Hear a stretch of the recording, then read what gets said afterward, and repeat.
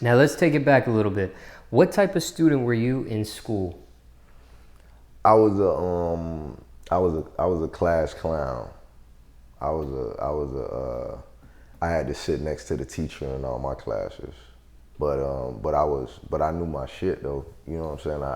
I get my work done and shit like that. But I was a badass. You know, my conduct was horrible. But I got that work done because that's what it's about. You know what I'm saying?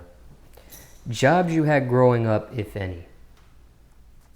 My first job I ever had was at a Chuck E. Cheese. I was the game attendant at Chuck E. Cheese, and I did that for the first 3 weeks and got the first check and hauled ass.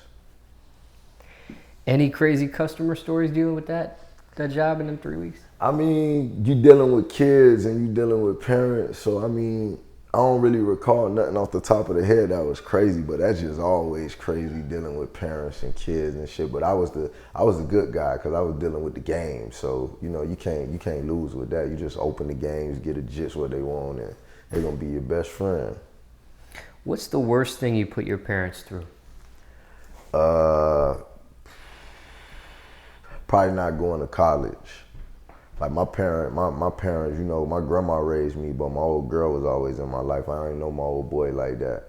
But they always had high aspects and dreams of me going to college, you know, even whether it was football or if it was academics. But I ain't really, you know, I just pursued my music career, and you know, I think that's probably the worst thing I ever put them through. You know, other than that, you know, I take care of the household. I make sure, you know, they're my babies, man, my mama and my grandma. So, you know, I take care of, you know, what I gotta take care of, you know. What's your message to the youth? My message to the youth is just, man, you can't waste your life.